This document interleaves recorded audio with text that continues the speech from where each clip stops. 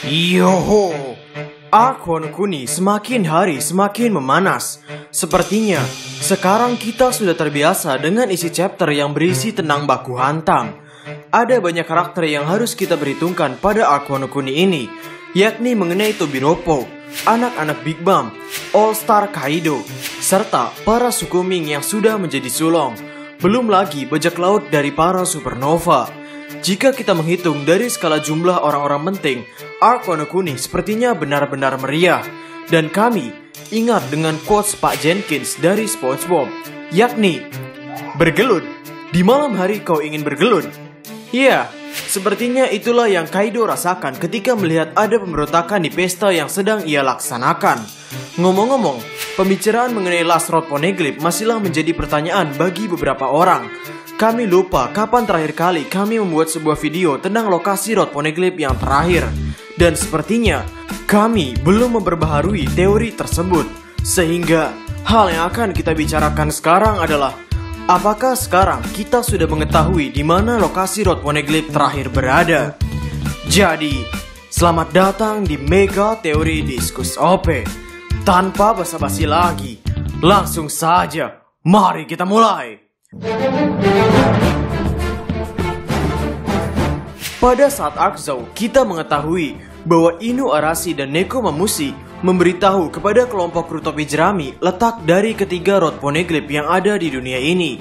Yang pertama ada di tangan Zou, yang kedua ada di tangan Big Mom, dan yang ketiga ada di tangan Kaido. Inu Arashi mengaku bahwa ia tidak mengetahui lokasi Road Poneglyph yang terakhir. Dan setelah kita membaca flashback Oden Kozuki berlayar bersama Goldie Roger untuk mencari Road Poneglyph, Roger mendapatkan Road Poneglyph dari ia yang mencuri Road Poneglyph dari Big Mom, kemudian dari yang ada di Wano Kuni, Zou, dan kemudian ada di kerajaan Ryugu, yakni para manusia ikan. Lalu 26 tahun kemudian, yakni di cerita yang sekarang, kita mendapat cerita di mana Luffy ketika berlayar ke kerajaan manusia ikan tidak ada Road Poneglyph-nya, sehingga muncullah pertanyaan, siapa yang memindahkan dan kenapa ia memindahkannya? Sebelum Goldie Roger berlayar untuk mencari Road Poneglyph, Roger bertemu dengan Shirohige.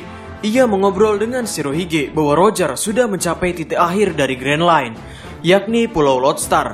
Namun Roger menyadari bahwa titik akhir yang ia lakukan itu bukanlah titik akhir dari Grand Line, sehingga Roger berasumsi bahwa masih ada satu pulau lagi, yang kemudian ia berlayar bersama Oden Kozuki untuk mencari di mana lokasi Road Poneglyph agar bisa sampai ke titik paling akhir dari Grand Line.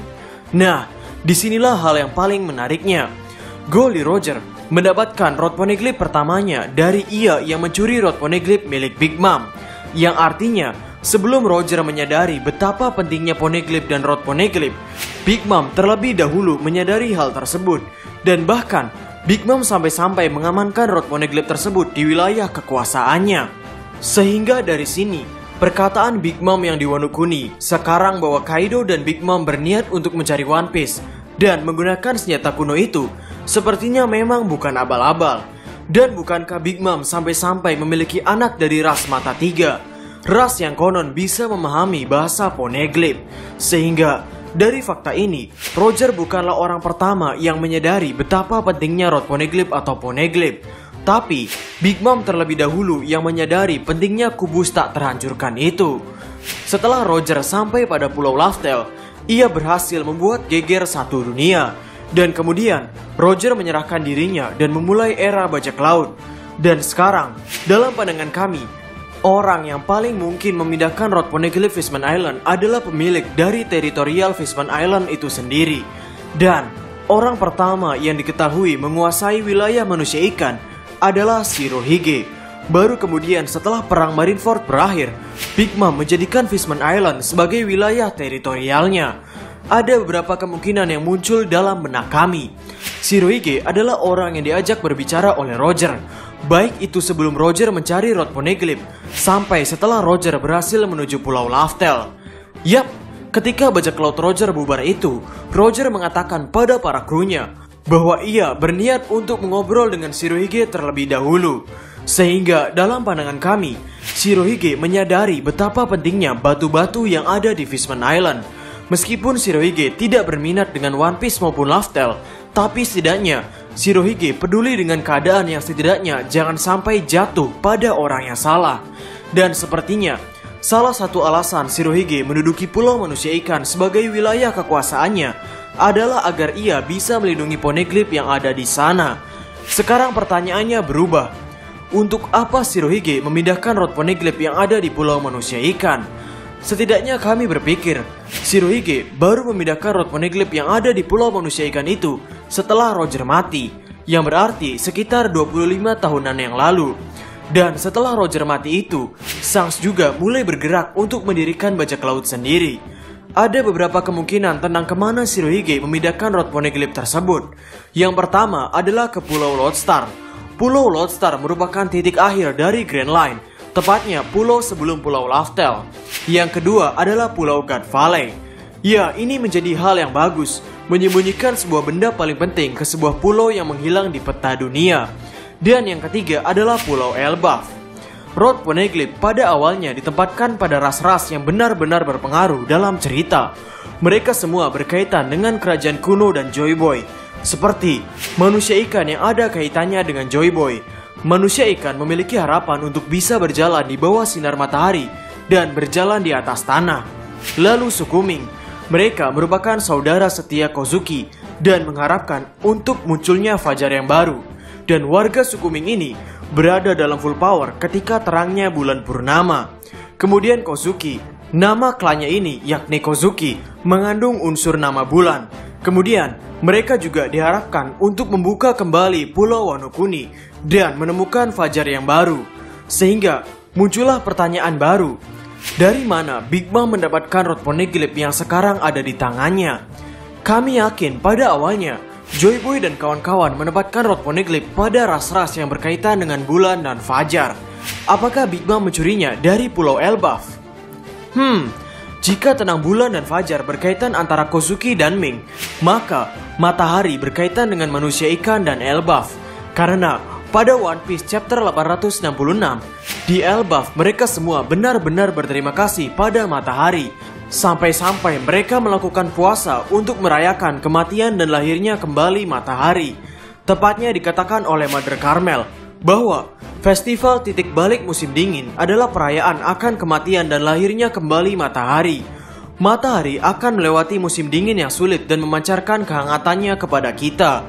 Jadi, dari perkataan orang-orang Elbaf dan perkataan Mother Carmel ini menjelaskan bahwa orang-orang Elbaf sepertinya berpusat pada matahari. Dan dibanding dengan para Yonko yang ada, Big Mom merupakan orang yang paling antusias dengan ras Elbaf. Jadi sepertinya make sense jika Big Mom pernah mencuri rod poneglyph dari ras Elbaf. Sekarang kita kembali. Jika dulunya rod poneglyph ada di Pulau Manusia Ikan dan manusia ikan di bawah kekuasaan Shirohige hingga sebelum Shirohige mati, berarti jawaban paling aman adalah Shirohige memindahkan rod poneglyphnya ke tempat yang juga berada di bawah kekuasaannya. Dan setelah Shirohige mati, kebanyakan dari pulau yang di bawah kekuasaannya itu sekarang berada di tangan Marshal Litich. Atau bisa jadi juga Shirohige memindahkan tanggung jawab rod poneglyph itu pada orang yang dulunya pernah berlayar bersama Roger, yakni Akagami no Shanks. Kemana Shanks membawa rod poneglyph tersebut? Jawaban paling mungkinnya adalah ke Elbaf. Yap, lagi-lagi ke Elbaf. Sepertinya tidak perlu dijelaskan lagi hubungan antara Shanks dan Elbaf ini. Sehingga kesimpulannya, Big Mom adalah orang yang paling pertama menyadari pentingnya rod poneglyph dan ia juga orang yang mencuri rod poneglyph dari suatu tempat. Di Yonko Saga, sepertinya akan terbagi menjadi dua bagian. Yang pertama adalah konflik Grutopi Jerami dengan Big Mom dan Kaido. Dan yang terakhir, sepertinya masih mengusung sesuatu yang sama, yakni dua Yonko juga, Shanks dan Kurohige.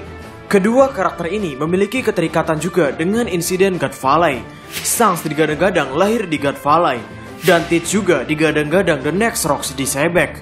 Sepertinya yang terakhir memegang pulau rod poneglyph di Pulau Manusia Ikan adalah Shirohige.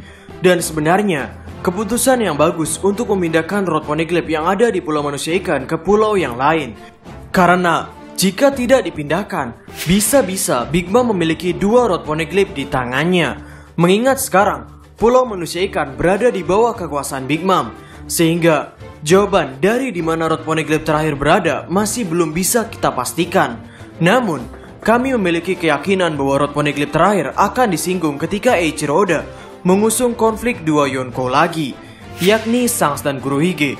Mereka berdua memiliki keterikatan yang sebetulnya tidak perlu kami jelaskan, karena sudah banyak video kami yang menjelaskan hal tersebut. Oh iya, poin tambahan, bahwa God Valley digambarkan dengan siluet merupakan kunci bahwa pulau tersebut sepertinya akan ditunjukkan di masa depan. Sehingga sekarang dalam benak kami, ada 4 tempat yang menjadi di mana lokasi Rod Poneglyph terakhir. Yang pertama adalah Lodestar, God Valley, Elbaf, dan yang terakhir adalah tempat yang dulunya berada di bawah kekuasaan Shirohige, tapi masih belum diketahui hingga sekarang.